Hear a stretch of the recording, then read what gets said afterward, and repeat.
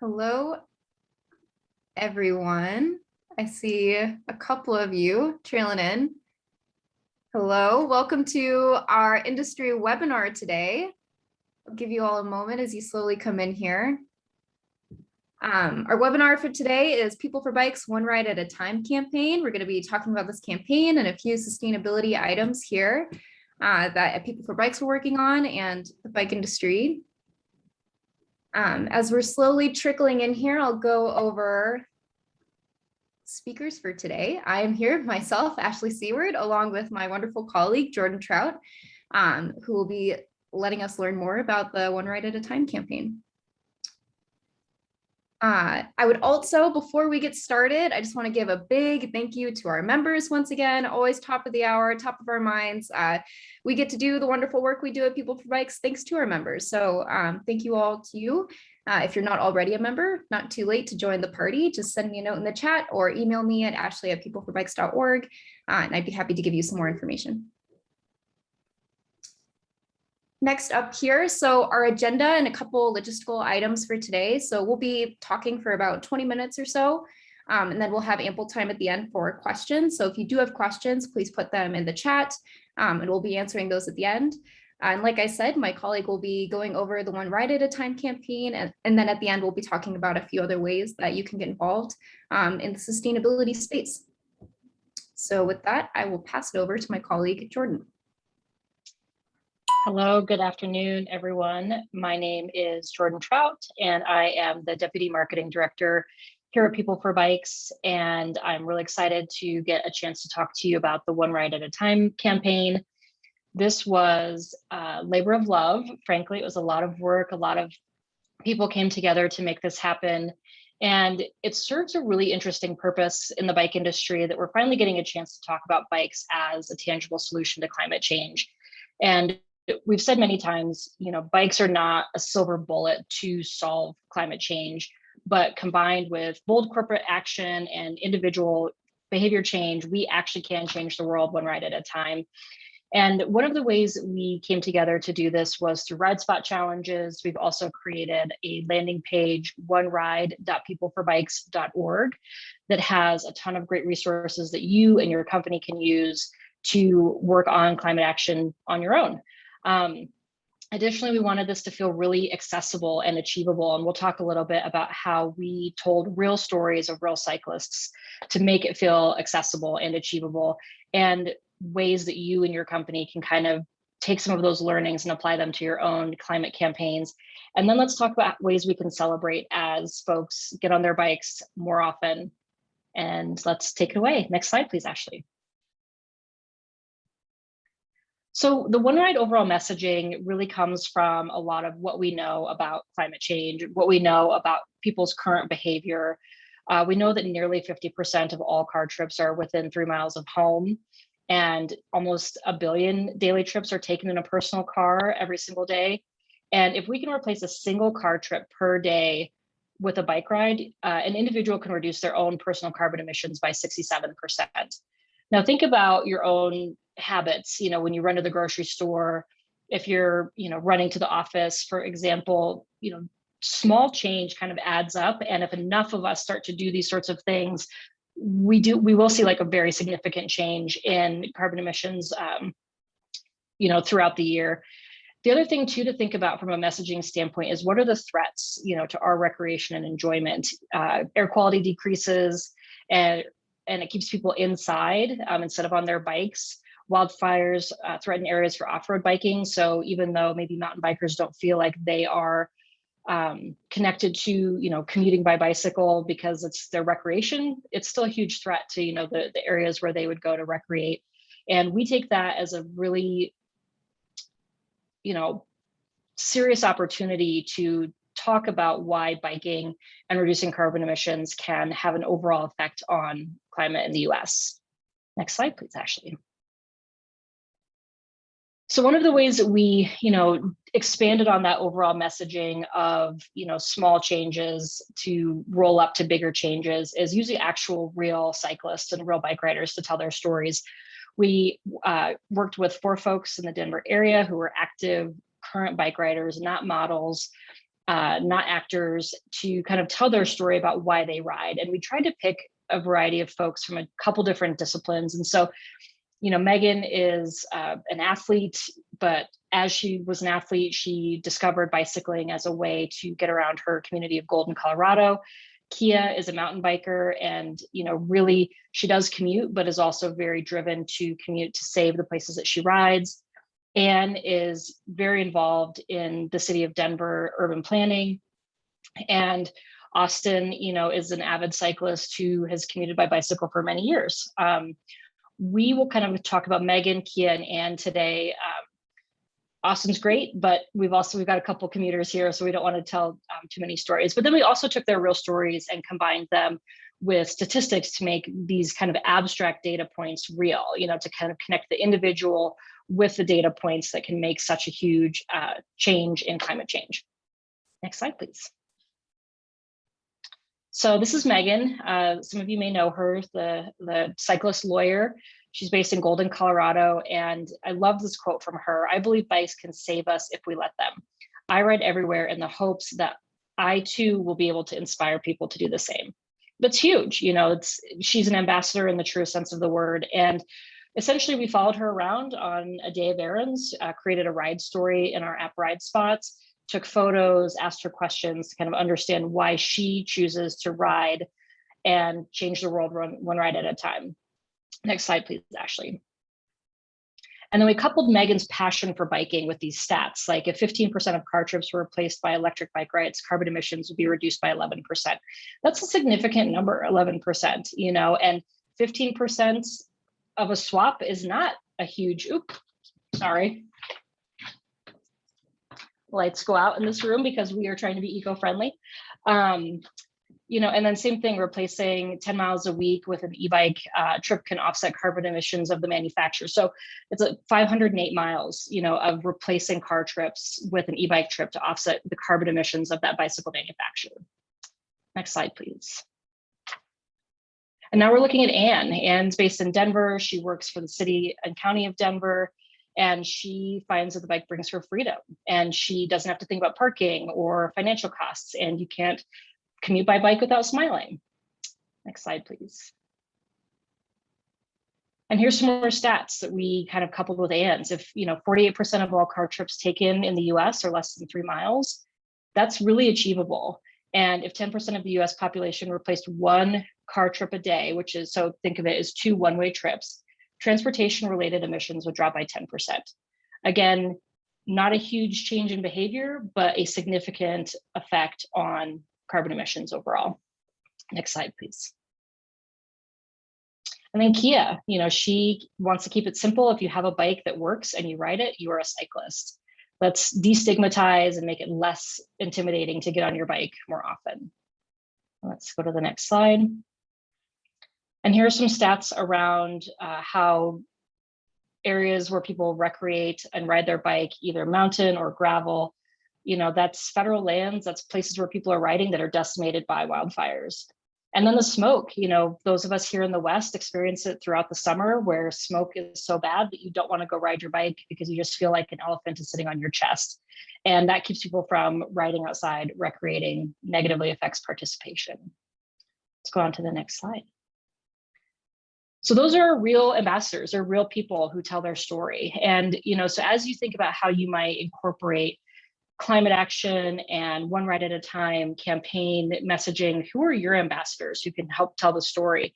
If you have an ambassador program, I believe it's absolutely worth encouraging them to talk about why they ride if they do commute, and help them get that inspiration of small changes out into the world in a really easy and not salesy or weird way. Let's go on to the next slide, please. So to that end, we created one ride at a time challenges. So we have 3 challenges on Ride Spots. One is the Great Climate Bike Challenge. Then we have Ride to Carbon Neutral for both traditional and electric bikes.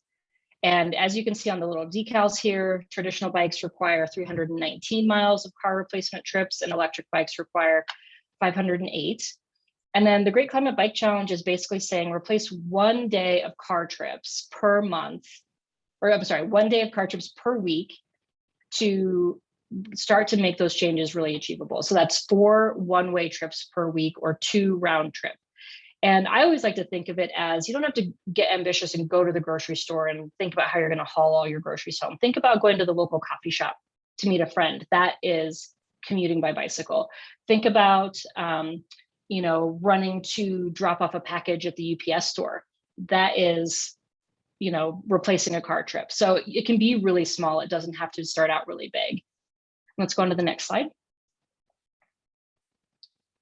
So here's some more details of each of the challenges. We've got, the ride to carbon neutral, analog bike and electric bike. And then one of the things that we want to do is celebrate once these people have achieved these challenges. And one of the ways that we're celebrating is everybody who completes one of these challenges will receive one of those previous decals as a sticker that they can place on their bike, kind of inspired by Woody Guthrie, this machine fights fascists. This machine is carbon neutral, which is so cool to be able to stick on your bike and say proudly.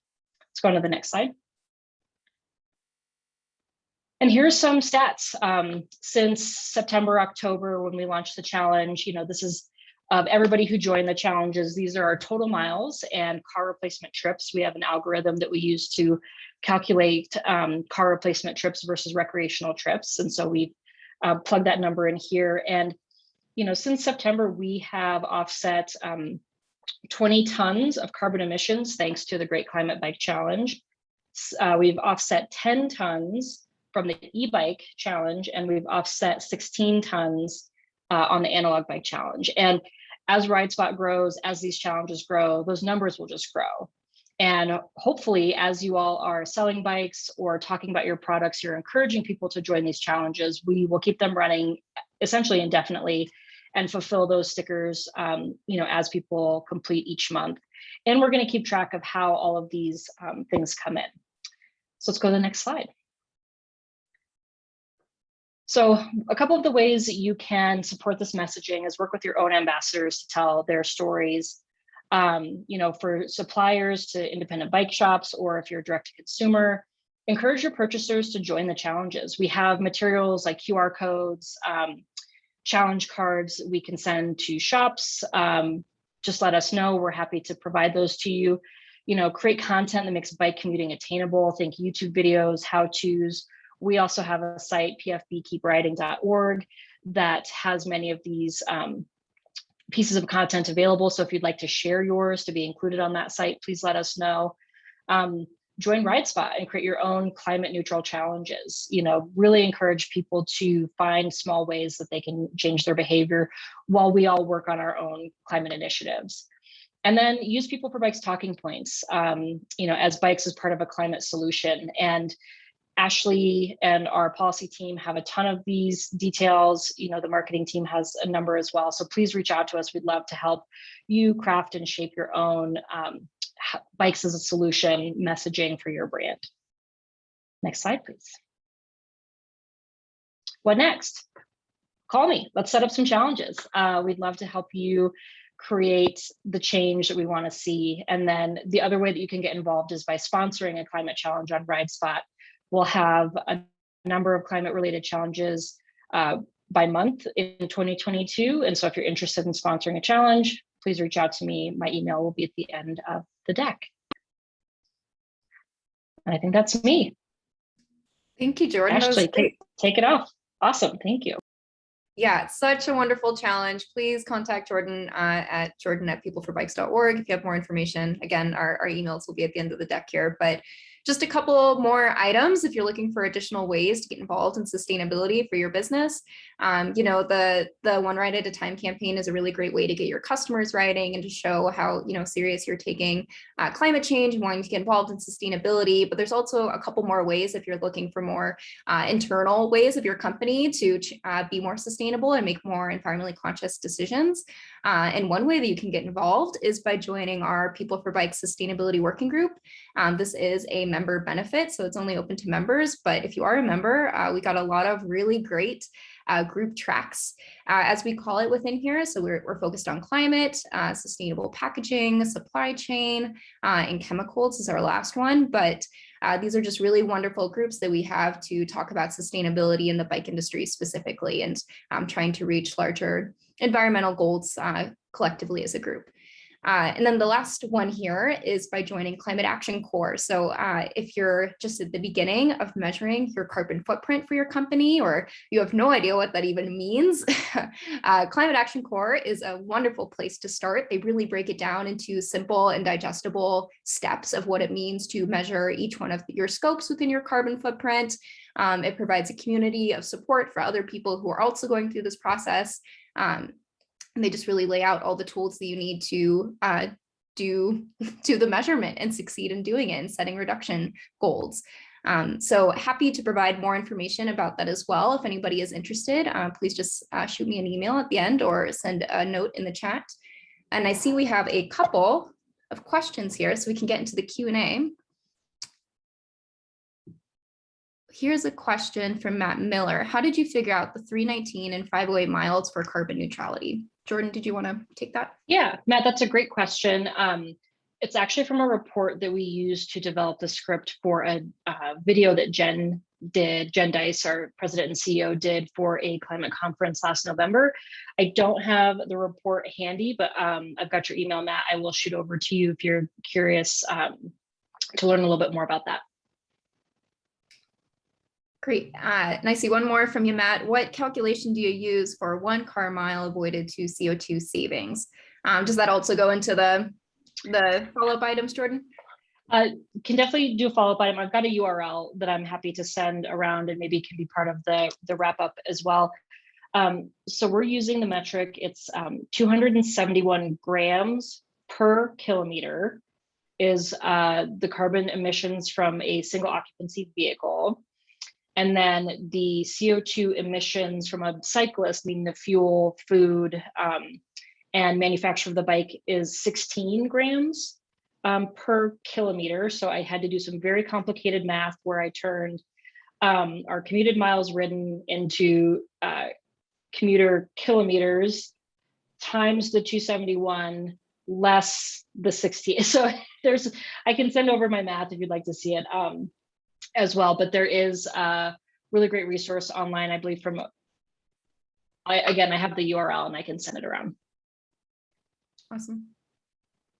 Yeah, climate related things, sustainability related things, not always the easiest, sometimes a little complicated, but I think the broader message is that, we're here together, we're doing it as a group, moving forward to achieving these larger goals, and maybe not always the sexiest thing, all these numbers and trying to figure it out, but doing it together.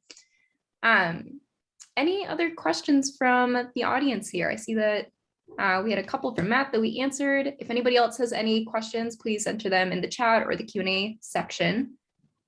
We'd be happy to get them to you. I'll also put up Jordan and I's email here if you'd like to follow up anything related to the climate campaign or anything about the sustainability working group. We'd be happy to answer those as well. And yeah, if nobody else has any other questions, we can cut this a little short today, and you can always follow up later. I'll give us another moment just in case. Absolutely. And again, yeah, any questions you might have about any of our calculations, just shoot me an email. I'm happy to walk you through my very, very solid math. And again, with ride spot challenges, there's just a ton of opportunity to kind of really relate your brand to how individual action can help with this. As I said, it's not the magic bullet, it's not the only thing. We absolutely need brands and leadership within the corporate space to kind of help take it to the next level. But I think that there's just so much opportunity for bikes to be included. And I know my colleague Noah is listening in and thinking about how we are incorporating bikes at the policy level as well. One Ride at a Time campaign is just one part of a bigger push for us to make sure that bikes are included at every level for all sorts of solutions. Well said. Great. Well, with that, again, please follow up if you have any questions. We are here all the time. Oh, there's one more. I agree so too. Thank you. Wonderful. Well, thank you all for joining. We'll see you again if you'd like to join for our next industry webinar that will be taking place on December 9th. And we'll be talking about all things tariffs in Section 301, some very exciting, important things. So please join us again in December, and we'll be releasing our 2022 webinar schedule as well in the next coming month or so. So thanks again, and we'll speak with you all again soon. See ya.